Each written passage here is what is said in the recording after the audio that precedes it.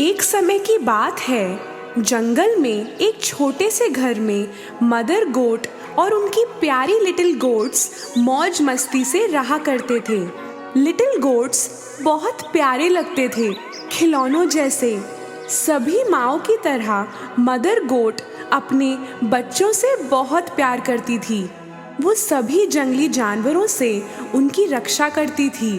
एक दिन खाना ढूंढने के लिए बाहर जाने से पहले उन्होंने लिटिल गोट्स को पास बुलाया और बोली, मेरे प्यारे बच्चों, मैं जंगल में जा रही हूँ। किसी के लिए भी दरवाजा मत खोलना। अगर भेड़िया अंदर आ गया तो वो हम सबको खा जाएगा। वो भेष बदल बदल के तुम्हें ठगना चाहेगा।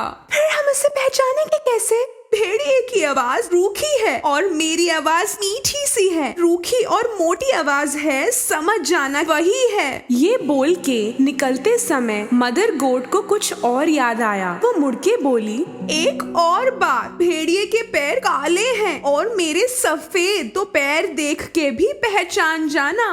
चिंता मत करो माँ, हम संभाल लेंगे। Mummy, we love you. Mother goat ने अपने सभी बच्चों को एक एक करके चूमा और फिर जंगल की ओर चल पड़ी। भेड़िया सब कुछ देख रहा था। मदर गोट के जाने के बाद वो थोड़ा और रुका। फिर वो उनके घर पर पहुंच के दरवाजे पर नॉक करने लगा।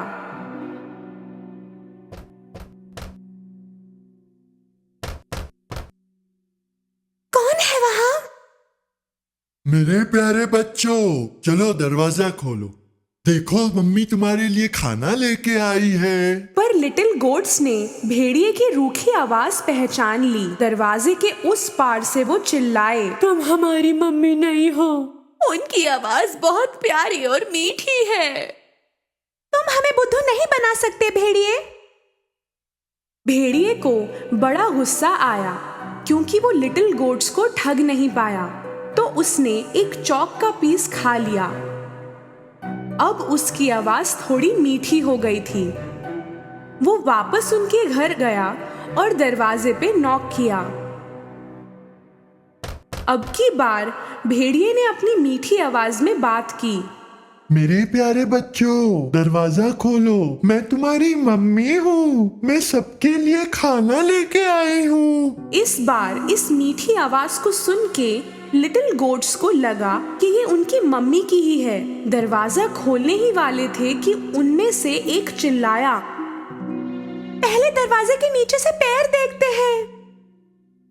जब उन्होंने देखा तो भेड़िए के काले पैर दिखे। सभी चिल्लाए, हम दरवाजा नहीं खोलेंगे। मम्मी के पैर तो काले नहीं हैं। उनके पैर सफेद हैं। तुम भेड़िए हो। अपना गुस्सा निगल के भेड़िया वहां से निकला। अब वो बेकरी गया। बेकर भेड़िए को देखकर चकित रह गया। मैं अभी शाकाहारी हो गया हूँ। अब से पेस्ट्री खाऊंगा। थोड़ा आटा दोगे? भेड़िया बेकरी से आटा लेके निकला। घर के पास उसने आटा अपने पैरों पर लगा दिया। अब उसके पैर सफेद हो गए। अब तीसरी बार चालाक भेड़िए ने दरवाजे पर नॉक किया। मेरे प्यारे बच्चों, दरवाजा खोलो। मैं तुम्हारी मम्मी हूँ। मैं सबके लिए खाना लेके आई हूँ। पहले पैर दिखाओ तो मालूम पड़े कि मम्मी ही हो। भेड़िए ने उनको आटे से सने हुए अपने पैर दिखाए। जब लिटिल गोट्स ने सफेद पैर देखे, उन्होंने समझा कि उनकी माँ है और दरवाजा खोल दिया। फिर क्या, उनके सामने था भेड़िया। लिटिल गोट्स डरे, घबराए, चिल्लाने लगे,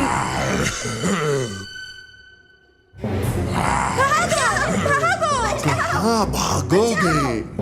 मैं पकड़ ही लूंगा। एक बच्चा टेबल के नीचे छुपा, दूसरा बिस्तर में,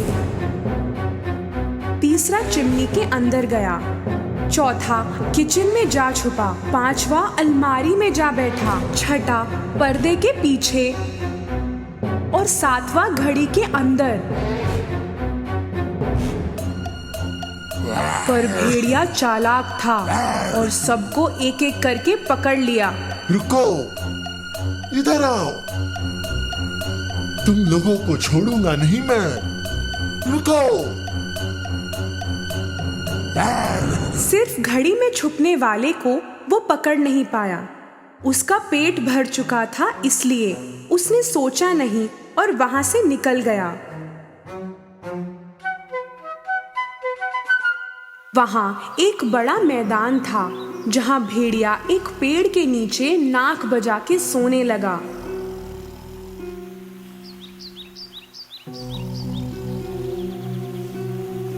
थोड़ी देर में मदर गोट घर पहुंची। दरवाजा खुला देख के समझ गए कि कुछ हुआ है और वो चिल्लाने लगी।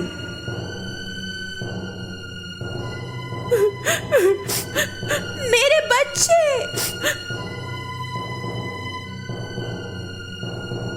घर में आते ही वो घबरा गई। सारा फर्नीचर गिरा हुआ था, पर्दे फटे हुए थे, बिस्तर बिगड़ा हुआ था, तकिया और चादर यहाँ वहाँ पड़े थे। मदर गोट अपने बच्चों को कहीं नहीं ढूंढ पाई। एक एक करके नाम भी पुकारा पर नहीं मिला कोई। फिर 7वें बच्चे का नाम पुकारा तो एक आवाज आई, मैं घड़ी के अंदर हूँ मम्मी। मदर गोट तुरंत उस घड़ी तक पहुंची और वहां से अपने बच्चे को निकाल के गले लगाया। लिटिल गोट ने अपनी माँ को सारी कहानी बताई। भेड़िया आया था भेष बदल के, हमें लगा आप हो, वो मेरे सभी भाइयों को खा गया।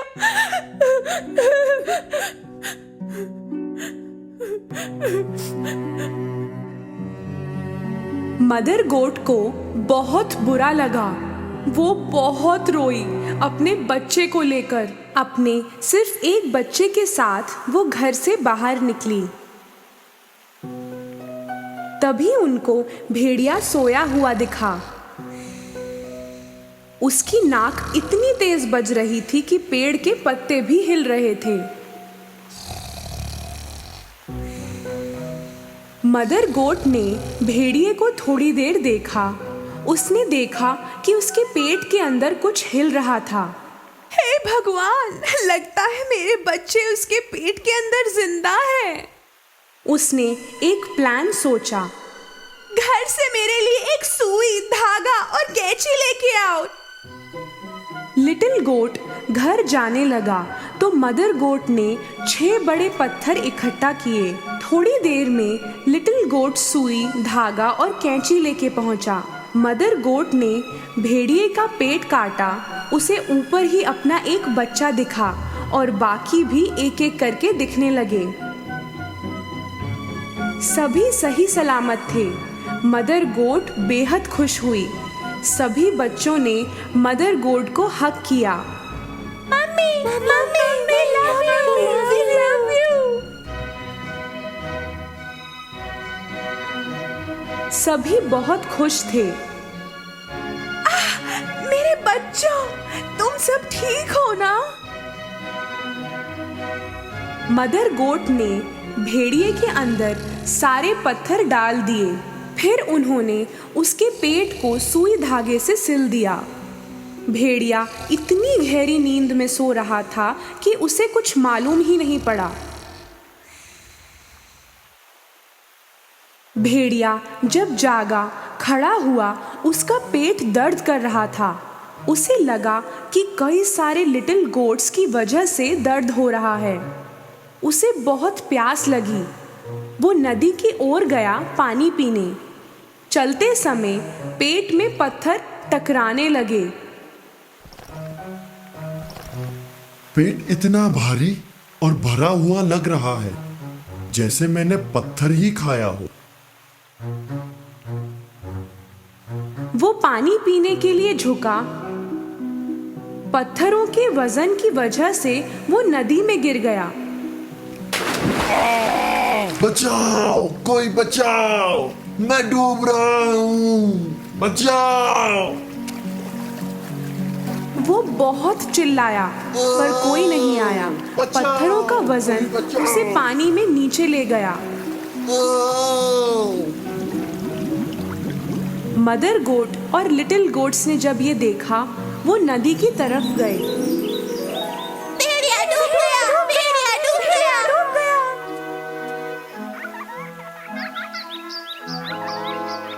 सभी मिलके झूमने लगे। उस दिन से मदर गोट और उनके सातों लिटिल गोट्स की जिंदगी अपने घर में मौज मस्ती से बीती।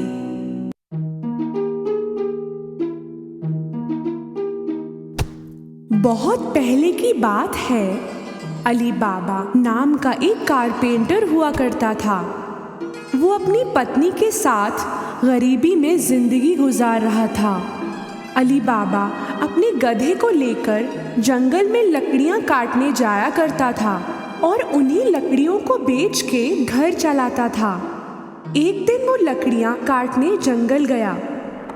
तभी उसे आवाज सुनाई दी घोड़ों के एक टोली की और उसे घबराहट होने लगी। शायद ये चोर है, मैं छुप जाता हूं। गधे को झाड़ियों के पीछे छुपा के अली बाबा पेड़ पर चढ़ गया। वो टोली सीधे उस पेड़ के नीचे ही आके रुकी।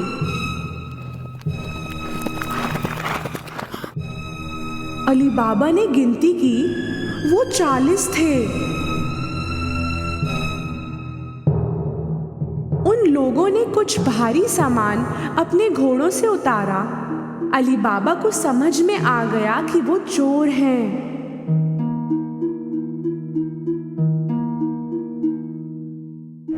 उनका सरदार एक बड़े चट्टान की तरफ गया और चिल्लाया, खुल जा सिम सिम। तभी कुछ अजीब सा हुआ। वो बड़ा चट्टान हट गया एक गेट की तरफ और सामने थी एक गुफा। सभी चोर एक एक करके अंदर गए अपने भारी सामान के साथ। आखिरी चोर के जाते ही वो चट्टान फिर से अपनी जगह आ गया। अली बाबा को भरोसा नहीं हुआ, पर थोड़ी देर में वो चट्टान फिर हिला और चोर बाहर आए।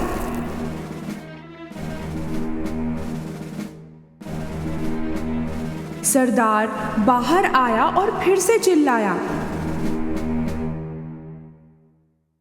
बंद हो जा सिम सिम।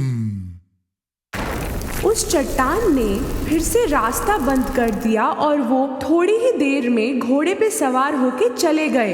अली बाबा पेड़ से नीचे उतरा और सीधे चट्टान की तरफ गया। उसने वही शब्द कहे, खुल जा सिम सिम। वो चट्टान गड़गड़ाहट की आवाज के साथ फिर से हटा। अली बाबा अंदर गया। अंदर जो था वो देख के उसका सिर फिर गया। सोने के सिक्के, हीरे, खजाने यूं ही बिखरे हुए थे।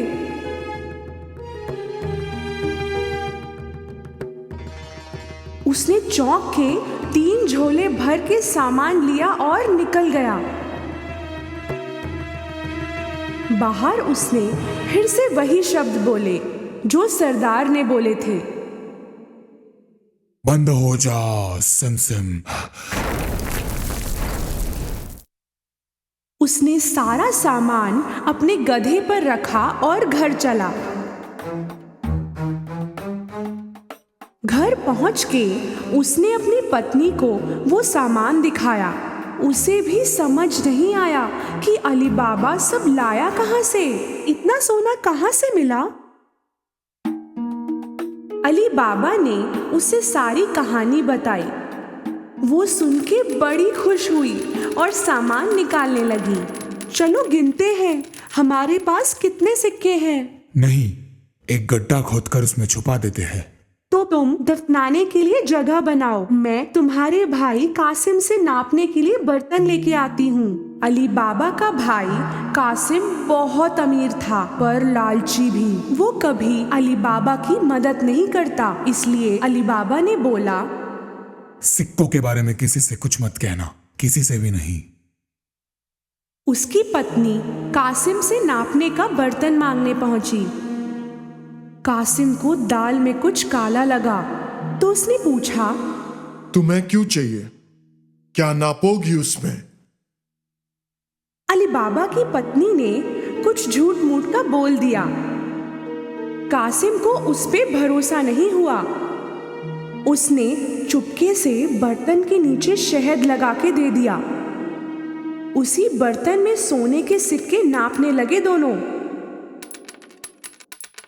और फिर सारे सिक्के दफना दिए।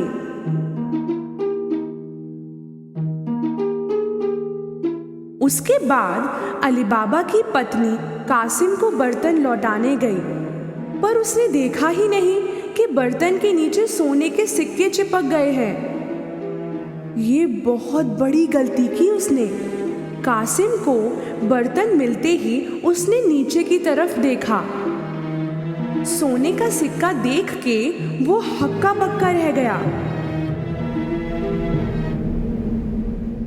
कहां से मिला होगा अली बाबा को वो सोना? कासिम की नींद उड़ गई। सुबह होते ही वो अली बाबा के घर गया और उसे बर्तन के नीचे लगा हुआ सिक्का दिखाया। अली बाबा, तुम सोना खरीद तो नहीं सकते। कहां से आया ये सोना? बताओ मुझे। अली बाबा ने उसे सारी कहानी बताई ताकि वो किसी और को इसके बारे में ना बताए। अगर तुम मुझे उस जगह नहीं ले चलते तो मैं चोरों को बता दूंगा तुमने क्या किया। पर कासिम, अली बाबा को मालूम था कि कासिम सच में बता देगा, इसलिए उसे उस जगह ले जाना ही पड़ा। वो गुफा इसी चट्टान के पीछे है। अब चलो यहाँ से, कहीं वो चोर फिर ना आ जाए। दोनों वापस घर लौट आए, पर कासिम का ध्यान वहीं गुफा में था। वो हाथों हाथ 2 गधे लेकर गुफा पहुंचा। वहां पहुंचते ही उसने वो शब्द दोहराए जो अली बाबा ने बोले थे, खुल जा सिम सिम। वो चट्टान हट गया और रास्ता खुल गया। कासिम को भरोसा नहीं हुआ। अंदर का नजारा उसे हक्का बक्का कर गया। इतना सोना देख के उसका दिमाग खराब हो गया। जल्दबाजी में उसने सोना भरा अपने झोलों में। जब जगह नहीं बची वो बाहर निकलने लगा, पर वो तो चट्टान से बंद पड़ा था और उसे खोलने के लिए जो शब्द बोलने थे वो उसे याद नहीं आ रहे थे, तो वो कुछ भी अनशंट बोलने लगा। खुल जा टिम टिम, खुल जा कुमकुम, खुल जा जिम जिम। कितना भी बोला पर वो चट्टान टस से मस नहीं हुआ। घबराया हुआ, उसे कोई रास्ता नहीं मिल रहा था। इतनी देर में चोर गुफा पहुंच गए। उनको कासिम के गधे देख के शक हुआ और उन्होंने अपनी तलवार निकाली। खुल जा सिम सिम।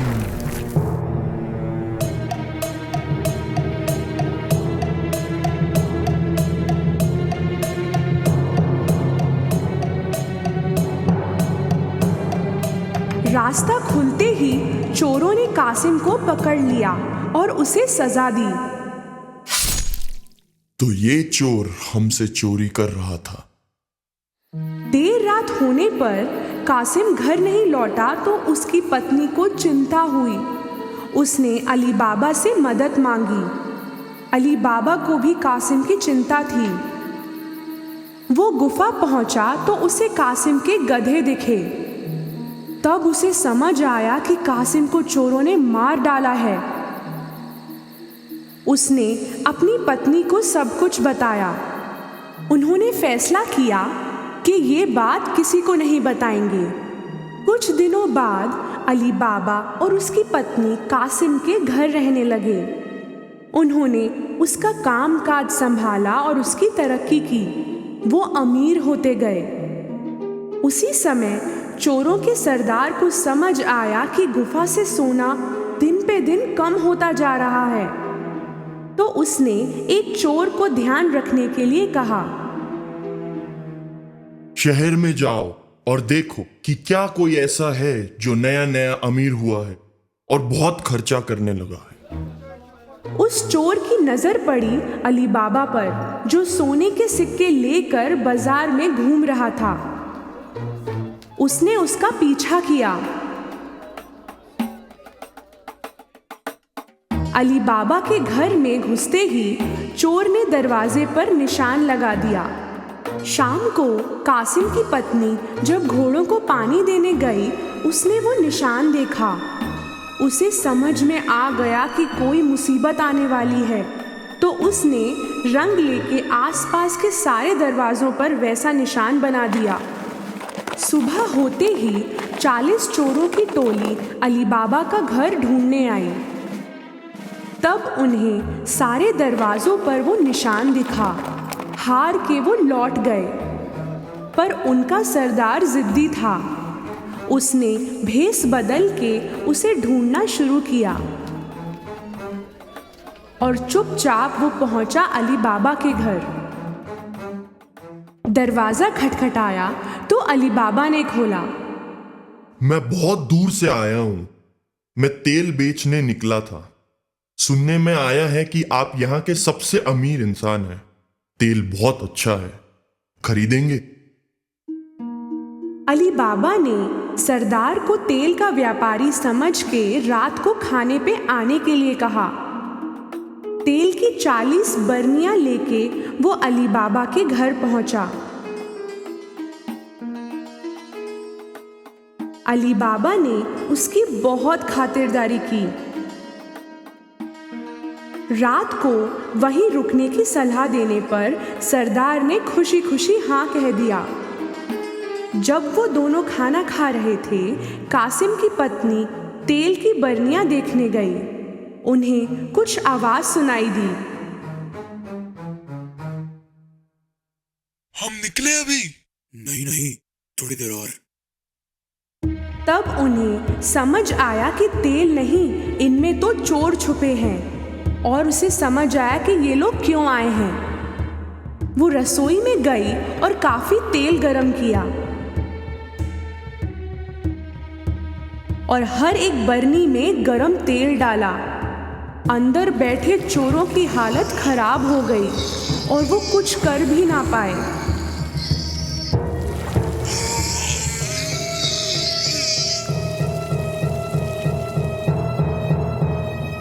देर रात सबके सोने के बाद सरदार उनके पास आया। अब आ जाओ। उसे कोई हरकत नहीं दिखी तो उसने दोबारा बोला, सो गए क्या?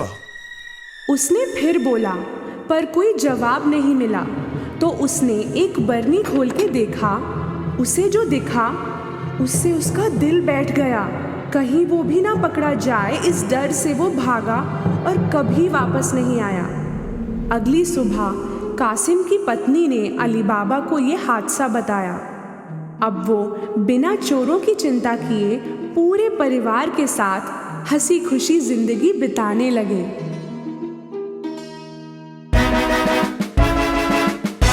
एक समय की बात है, एक राजा था जो अपनी 12 सुंदर बेटियों के साथ रहता था। वो 12 प्रिंसेसेस के साथ एक बहुत बड़े और सुंदर घर में रहते थे। राजा अपनी बेटियों का पूरे दिल से ख्याल रखता था और जब भी रात को सोने जाता था तो राजा उन्हें बाहर जाने की इजाजत नहीं देता था। पर हर सुबह जब भी प्रिंसेसेस उठती थीं, तब कुछ अजीब हो जाता था। उन प्रिंसेसेस के जूतों को जैसे किसी ने सारी रात पहनकर नाच कर रखे हुए हों। उस राजा को अपनी बेटियों के लिए हर दिन नए जूते खरीदने पड़ते थे और अगले ही दिन वो सारे जूते इस्तेमाल किए होते थे। ना तो राजा और ना ही उनके महल के सिपाही इस जूतों के राज को सुलझा पा रहे थे। ये कैसे मुमकिन है? कैसे ये जूतों की जोड़ी एक ही रात में इस्तेमाल किए हुए लग रहे हैं? हुजूर, हम भी नहीं समझ पा रहे। आखिर में राजा ने कहा, जो भी कोई मेरी बेटियों के जूतों का राज सुलझाएगा, उसकी शादी मैं अपनी किसी भी एक बेटी के साथ कराऊंगा, उसे अपना दामाद बनाऊंगा और मेरे मरने के बाद उसी को राजा बना दिया जाएगा। पर उस इंसान के पास सिर्फ 3 दिन और 3 रातें होगी, वरना उसे अपनी बाकी की जिंदगी जेल में बितानी पड़ेगी। उस राज्य के खूब सारे नौजवान और दूसरे देशों के राजकुमार भी महल में इस काम के लिए आए। कई दिनों तक वो उन 12 प्रिंसेस के कमरे के दरवाजे के बाहर पहरा लगाए बैठे रहते थे, पर कोई भी इस राज को सुलझा नहीं पाया और जूते इसी तरह हर रात को पहने हुए होते थे। आखिरकार एक नेक दिल का नौजवान इस काम के लिए आगे आया और फिर वो महल की ओर चल पड़ा। रास्ते में वो एक बूढ़ी औरत से मिला जो बहुत गरीब दिखाई दे रही थी। मेरे प्यारे बच्चे, मैं बहुत भूखी हूँ, क्या आप मुझे ब्रेड का टुकड़ा दे सकते हैं? उस नौजवान ने अपने बैग में पड़ा सारा खाना उस गरीब बूढ़ी औरत को दे दिया। वो औरत बहुत खुश हो गई, क्योंकि इससे पहले वहाँ से जितने भी लोग गुजरे उनमें से किसी ने भी उसे कुछ नहीं दिया था। वो औरत जानती थी कि ये नौजवान बाकी लोगों से अलग है, इसलिए उसने खाने के बदले उस नौजवान को एक जादुई केप दिया। ये जादुई केप लो, जब तुम इसे पहनोगे तो तुम अदृश्य हो जाओगे। जब रात को 12 बजेंगे तब तुम इस केप को पहनकर गायब हो जाना। इस तरह तुम उन जूतों के राज को सुलझाने में कामयाब हो जाओगे। लेकिन ध्यान रहे, वो प्रिंसेसेस तुम्हें कुछ भी पीने को दे तो उसे नहीं पीना। वो नौजवान उस केप को लेकर महल की ओर चल पड़ा और जब वो महल में पहुंचा, उसने कहा कि वो जूतों के राज को सुलझाने आया है। पहले दिन जब वो उन प्रिंसेसेस के दरवाजे के बाहर पहरा दे रहा था, तभी सबसे बड़ी प्रिंसेस नींबू शरबत लेकर बाहर आई। आप प्यासे होंगे ना? हमने ये नींबू शरबत खास आपके लिए बनाया है, इसे स्वीकार कीजिए। वो नौजवान उस बूढ़ी औरत की चेतावनी को भूल गया और उसने वो शरबत पी लिया। शरबत को पीते ही वो गहरी नींद में चला गया। पूरी रात वो खर्राटे मारते हुए एक कमरे में सो गया जो उन प्रिंसेसेस ने उसके लिए बना रखा था।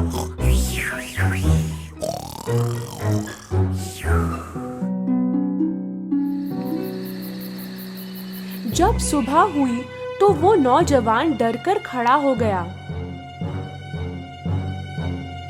मुझे तो जादुई केप पहनकर प्रिंसेस के कमरे में जाना था। दूसरी रात वो फिर से प्रिंसेसेस के कमरे के बाहर पहरा दे रहा था। इस बार दूसरी प्रिंसेस शरबत लेकर बाहर आई। उस नौजवान को पहरा देते देते काफी प्यास लग रही थी और वो रात का इंतजार कर रहा था। बिना सोचे उसने वो शरबत पी लिया और वो फिर से गहरी नींद में चला गया। अगली सुबह जब वो जागा तो उसे उस बूढ़ी औरत की बात याद आ गई।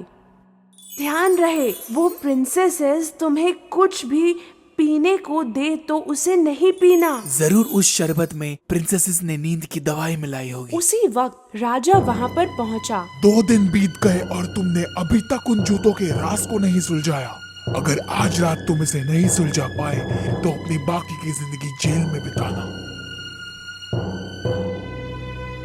राजा ये बात कहकर वहाँ से चला गया। उस नौजवान को आज किसी भी कीमत पर उस राज को सुलझाना था। उसी रात आखिरी बार वो फिर से प्रिंसेस के कमरे के बाहर पहरा देने लगा। इस बार सबसे छोटी प्रिंसेस संतरे का शरबत लेकर बाहर आई, पर इस बार वो नौजवान चौकन्ना था। जब प्रिंसेस वहाँ से चली गई, उसने उस शरबत को गमले में फेंक दिया। आधी रात हो गई थी। उस नौजवान ने जादुई केप पहना और गायब हो गया। धीरे से उसने प्रिंसेसेस के कमरे का दरवाजा खोला और उसने जो देखा वो देखकर हैरान हो गया। सारी प्रिंसेसेस ने अपने सबसे खूबसूरत बॉल गाउन्स पहनकर नए शूज पहने हुए थे। चलो देखते हैं कि वो नौजवान सो गया कि नहीं। एक प्रिंसेस ने दरवाजा खोलकर बाहर झांका और दूसरी ने दीवार पर अपने कान लगाए। तभी उस नौजवान को ख्याल आया कि उसे खर्राटों की आवाज करनी होगी।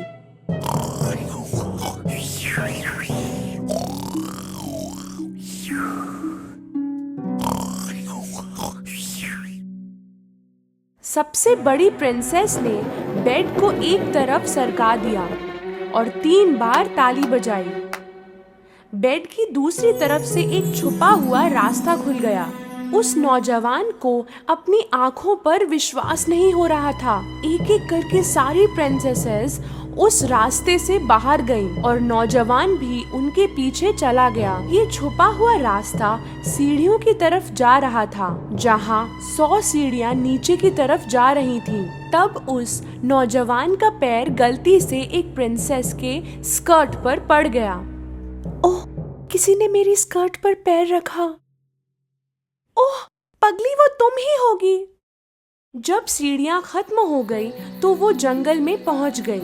वो ऊंचे पेड़ों से गुजर रही थीं, जिनकी सुंदर सफेद डालियां थीं। नौजवान ने एक डाली तोड़ी और उनका पीछा किया। काफी समय तक चलने के बाद वो प्रिंसेसेस एक नदी किनारे जाकर रुक गईं। उस नदी में 12 नाव थीं और उनमें 12 प्रिंस उनकी राह देख रहे थे। वो प्रिंसेसेस नाव में जाकर बैठ गईं और नौजवान आखिरी नाव में बैठ गया। नाव आज कुछ भारी लग रही है, जैसे कोई और भी इसमें बैठा हो। अजीब है। ओह, सपने देखना बंद करो। नदी पार करके वो सारे एक बड़े चमकदार महल में पहुंचे और उन्हें अंदर से संगीत सुनाई दे रहा था। जब उस नौजवान ने खिड़की से झांका, उसने देखा काफी लोग अंदर नाच रहे थे।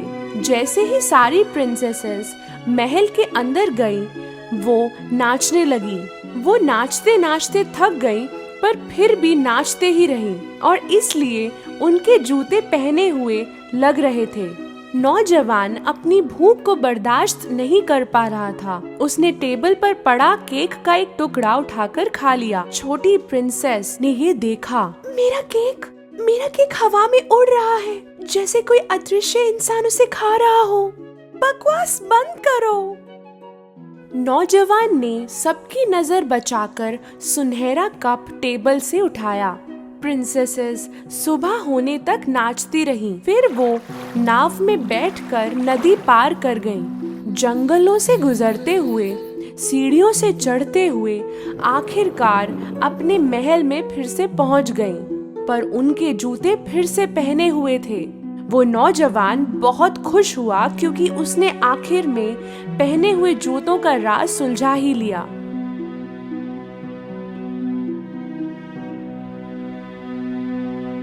कुछ देर बाद राजा उस नौजवान के पास गया। तुम्हारा वक्त आज खत्म हो गया। क्या तुम इस राज को जान पाए? जी हाँ हुजूर, मुझे पता चल गया। और फिर उसने राजा को सारी हकीकत बताई। राजा ने पहले उसकी बातों पर विश्वास नहीं किया, पर जब नौजवान ने राजा को सफेद डाली और सुनहरा कप दिखाया तो राजा को यकीन हो गया और फिर राजा ने अपना वचन निभाते हुए उस नौजवान को अपने पसंद की प्रिंसेस चुनकर उससे शादी करने की इजाजत दे दी। नौजवान ने कहा कि उसे सबसे छोटी प्रिंसेस से शादी करनी है। वो 12 प्रिंसेसेस खुश नहीं थी क्योंकि उनका राज अब सबको पता चल गया था, पर वो नौजवान और छोटी प्रिंसेस शादी करके हंसी खुशी अपनी जिंदगी गुजारने लगे। दूर एक जगह एक चक्की वाला अपने 3 बेटों समेत रहता था। वो चक्की वाला गुजर गया। उसने अपने दोनों बड़े बेटों के लिए अपनी चक्की छोड़ रखी थी और अपने सबसे छोटे बेटे के लिए एक पुस रखा था। उसका छोटा बेटा बहुत नाराज था। वो ये बात मानने को तैयार ही नहीं था कि उसके पिताजी ने उसके लिए सिर्फ एक बिल्ला छोड़ रखा था। पर अचानक कुछ ऐसा हुआ जो बहुत अजीब था। उस पुस ने पलटकर जवाब दिया, आप मेरे बारे में गलत सोच रहे हैं। मैं आपके लिए आपकी सोच से भी ज्यादा कीमती हो सकता हूँ। छोटा बेटा पुस को बात करते देख दंग रह गया। वो हकलाते हुए बोला, तुम, ये कैसे मुमकिन है? अगर आप मुझे एक बोरी, एक हैट और एक जोड़ी बूट लाके दे तो मैं दिखाऊंगा कैसे। आश्चर्यचकित होकर छोटा बेटा सोचने लगा कि अगर ये पुस बोल सकता है तो इसे जरूर कुछ पता होगा। ठीक है, देखते हैं तुम क्या कर सकते हो। छोटे बेटे ने वो सारी चीजें लाई जो पुस ने मांगी थी। पुस ने हैट पहनी, बूट्स पहने और शीशे में एक मुद्रा के साथ खुद को देखने लगा। फिर उसने लेट्यूस का गुच्छा और एक गाजर बोरे में डाला और निकल पड़ा। जब जंगल में उसने बोरी खोली और जमीन पर रखी, कुछ ही समय में एक बनी रैबिट सब्जियों की ताजा खुशबू सूंघकर वहां आया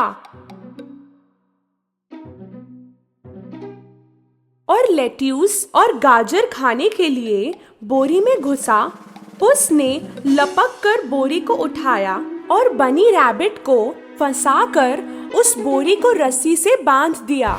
उस रैबिट को अपने मालिक के पास ले जाने के बजाय पुस उसे राजमहल ले गया और पहरेदारों से कहा कि मुझे महाराज से मिलना है। उन पहरेदारों को हैट और बूट पहने पुस को देखकर अचरज हुआ और वो उसे तुरंत महाराज के पास ले गए। हुजूर, मैं आपके लिए कैरेबा के राजकुमार की ओर से तोहफा लाया हूँ। मेरे मालिक, कैरेबा के राजकुमार ने ये बनी रैबिट आप ही के लिए तो पकड़ा है। महाराज बहुत खुश हुआ तोहफा देखकर। काफी दिनों तक ये सिलसिला चलता रहा। पुस इन बूट्स महाराज के लिए तरह तरह के जानवर पकड़ लाता और जल्द ही सारे राज्य में ये बात फैल गई कि कैरेबा के राजकुमार कितने उदार और अमीर हैं। जैसे दिन गुजरते गए, महाराज की उत्सुकता बढ़ने लगी और फिर एक दिन उन्होंने पुस से पूछा, क्या तुम्हारे मालिक जवान है? जी हाँ, जवान और खूबसूरत भी। क्या वो अमीर है? काफी अमीर हुजूर। वो अपने महल में आपका स्वागत करने के लिए बहुत ही इच्छुक है। महाराज और महारानी ये सुनकर बहुत खुश हुए कि वो उस खूबसूरत राजकुमार को बहुत जल्द मिलने वाले हैं। अगर पुस जो कह रहा है वो सच है तो मुझे लगता है कि हमें हमारी बेटी के लिए परफेक्ट पति और राजकुमार मिल गया। कुछ दिनों बाद पुस ने पता किया कि महाराजा और महारानी राज्य से बाहर जा रहे थे। मैं इसी दिन के इंतजार में था। पुस दौड़कर अपने मालिक के पास पहुंचा।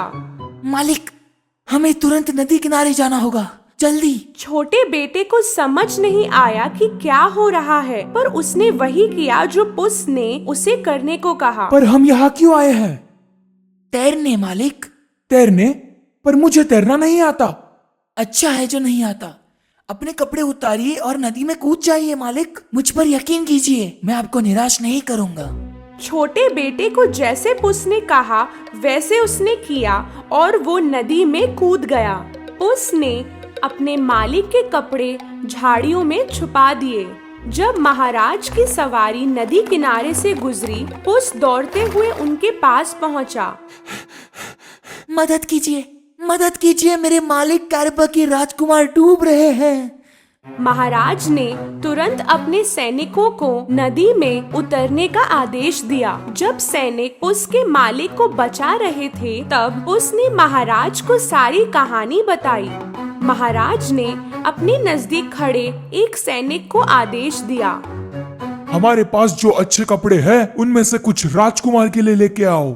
नए कपड़े पहनकर पुस का मालिक सचमुच का राजकुमार दिखने लगा। जब राजकुमार महाराज की सवारी की तरफ बढ़ने लगा, महाराज की बेटी और महारानी उसे देखते ही रह गए। राजकुमार महाराज की तरफ आया और झुककर उन्हें प्रणाम किया। मैं आपका आभारी हूँ महाराज। मेरे मालिक कैरबा के राजकुमार का ये सौभाग्य होगा कि आपको अपने महल ले जाकर आपकी खातिरदारी करे। मैं अभी जाकर तैयारी करता हूँ। पुस दौड़ता हुआ चला गया। छोटे बेटे को ये समझ नहीं आया कि क्यों उसे कैरबा का राजकुमार कहा जा रहा है, पर फिर उसने सोचा कि ये पुस की ही कोई तरकीब होगी और वो चुप रहा। राजकुमारी उस खूबसूरत राजकुमार को देखते ही उसे चाहने लगी। पुस एक महल की तरफ दौड़ते हुए जा रहा था, जो एक राक्षस का महल था। रास्ते में पुस ने किसानों को चिल्लाते हुए कहा, महाराजा आ रहे हैं। अगर वो आप लोगों से पूछे कि ये किसकी जमीन है तो कहना कि कैरबा के राजकुमार की है, नहीं तो वो आपको सजा देंगे। पुस दौड़ रहा था और साथ ही सबको धमका रहा था जो कोई रास्ते में दिख रहा था। जब महाराज की सवारी वहां से गुजरी, सब लोगों ने डर के वही कहा जो पुस ने उन्हें कहने को कहा था। महाराज को आश्चर्य हुआ कि राजकुमार की इतनी सारी जमीन है और वो बहुत खुश हुए। इसी बीच पुस उस राक्षस के महल में पहुंचा और उसने दरवाजा खटखटाया। दरवाजा एक बड़ी आवाज के साथ खुला। राक्षस ने एक हैट और बूट पहने हुए पुस को देखा तो वो हैरान हो गया। जब पुस बात करने लगा तो राक्षस और भी ज्यादा हैरान हो गया। शुभ दिन मेरे हुजूर। तुम कौन हो और मेरे महल में क्या कर रहे हो? उसने अपनी तरकीब को अंजाम देना शुरू किया। मैं आपको समझाता हूँ हुजूर। मैं महाराज का निष्ठावान सेवक हूँ और महाराज ने मुझे आपके अद्भुत जादूगरी के बारे में खूब बताया था। हाँ, ये सच है। क्या आप एक बहुत बड़े शेर का रूप ले सकते हैं? जरूर मैं ले सकता हूँ। ये मेरे लिए काफी आसान है। उस राक्षस ने अपनी अद्भुत जादूगरी का इस्तेमाल करके एक बड़े शेर का रूप ले लिया। ठीक है, इतना काफी है। राक्षस फिर से अपने असली रूप में आया। ये तो बड़ा चमत्कार है, पर मैं शर्त लगाता हूँ कि आप अपने आप को सबसे छोटे जानवर के रूप में नहीं ढाल सकते। वो तो नामुमकिन है। नामुमकिन? मैं किसी भी जानवर का रूप ले सकता हूँ। देखते हैं। क्या आप चूहा बन सकते हैं?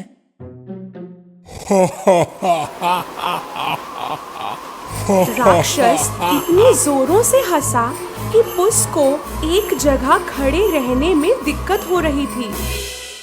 और फिर उस राक्षस ने अपनी जादुई शक्ति का इस्तेमाल किया और चूहा बन गया। राक्षस जैसे ही चूहा बन गया, पुस ने झटपट उसे पकड़ा और निगल गया और राक्षस से छुटकारा पाया। कुछ ही समय में महाराज की सवारी उस राक्षस के महल की तरफ पहुंची और उसने दौड़कर उनका स्वागत किया। मेरे हुजूर, मेरे मालिक, कैरबा के राजकुमार के महल में आपका स्वागत है। अंदर आ जाइए प्लीज। महाराज, महारानी, राजकुमारी और राजकुमार प्रशंसाजनक नजरों से महल को देखने लगे। महल के अंदर जाते समय महारानी ने राजकुमार से पूछा, मेरे प्रिय राजकुमार, क्या आपकी शादी हो चुकी है? नहीं महारानी जी, अगर आप आज्ञा दे तो मैं आपकी खूबसूरत बेटी से शादी करना चाहता हूँ। एक विशाल दावत का इंतजाम किया था उस महल में।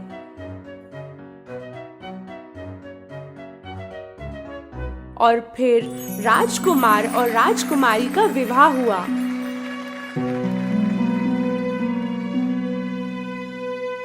देखा मालिक, मैंने कहा था कि मैं बहुत ही कीमती चीज हूँ।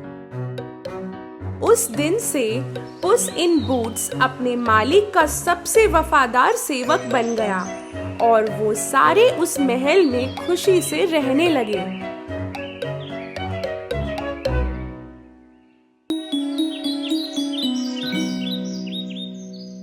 कई साल पहले एक खेत में जानवरों को बिना भोजन के छोड़ दिया गया था। लाल मुर्गी ने खाने के लिए कुछ ढूंढने के लिए पूरा खेत घूमने का फैसला किया। वो पहले गाय के पास गई। क्या तुम खाने के लिए कुछ ढूंढने के लिए मेरे साथ आओगी? नहीं, मैं नहीं आ सकती, बहुत गर्मी है, मुझसे चला नहीं जाएगा। तब वो सुअर के पास चली गई। क्या तुम मुझे भोजन खोजने में मदद करोगे? नहीं, मैं नहीं आ सकता, यहाँ बहुत गर्मी है, मुझसे तो हिला भी नहीं जाएगा। बाद में कुत्ते के पास गई। क्या तुम मेरी भोजन खोजने में मदद करोगे? नहीं, मैं नहीं आ सकता, यहाँ बहुत गर्मी है, मैं तो चल भी नहीं सकता। और अंत में बतख के पास गई। क्या तुम खाना ढूंढने के लिए मेरे साथ आओगे? नहीं, मैं नहीं आ सकता, बहुत गर्मी है, मैं पानी से बाहर ही नहीं निकल सकता। जब कोई भी उसके साथ आने के लिए तैयार नहीं हुआ, मुर्गी ने खुद ही खेत छोड़ने का फैसला किया। चलते चलते उसने जमीन पर कुछ गेहूं के दाने पाए। वो बहुत खुश हो गई। वो खेत में लौट आई। उसने गेहूं के दाने बोने का फैसला किया। उसने सोचा कि उसके दोस्त उसकी मदद करेंगे। गाय, देखो, मुझे गेहूं के दाने मिले हैं, क्या तुम बोने में मदद करोगी? नहीं, मैंने पहले ही तुम्हें बताया, बहुत गर्मी है। मुर्गी सुअर के पास गई। सुअर, देखो, मुझे गेहूं के दाने मिले हैं, क्या तुम बोना चाहोगे? नहीं, मैं नहीं कर सकता, इसके लिए मौसम बहुत गर्म है। वो कुत्ते के पास गई। दोस्त, मुझे गेहूं के दाने मिले हैं, मेरे साथ बोना चाहोगे? नहीं, बहुत गर्मी है। और अंत में वो बतख के पास गई। हे बतख, देखो, मुझे गेहूं के दाने मिले, तुम बोना चाहोगे? नहीं, इस गर्मी में मैं पानी से निकल ही नहीं सकता। ठीक है, मैं खुद ही बोऊंगी। जब उसने देखा कि उसकी कोई भी मदद नहीं करना चाहता, तो उसने खुद ही दाने बोने का फैसला किया। हफ्ते गुजर गए। बरसात के दिन शुरू हो गए थे। बीज उग आया था, लेकिन बगीचे में उगी जंगली घास की सफाई करने की जरूरत थी। घास को साफ करने में मेरी मदद कौन करेगा? यह बहुत गंदा है, मैं तुम्हारी मदद नहीं कर सकती। मैं तो कर ही नहीं सकता, मैं अपनी जगह नहीं छोड़ूंगा। मैं गंदा हो जाऊंगा, नहीं कर सकता। मेरी तबीयत ठीक नहीं है, मैं नहीं कर सकता।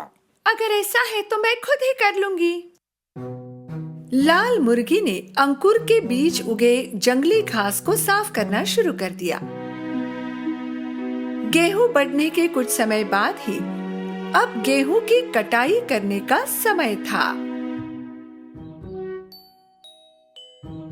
मुर्गी उसके दोस्तों के पास गई और पूछा कि क्या वे फसल काटने में मदद करेंगे। गाय, गेहूं उग आया है, क्या फसल काटने में मदद करोगी?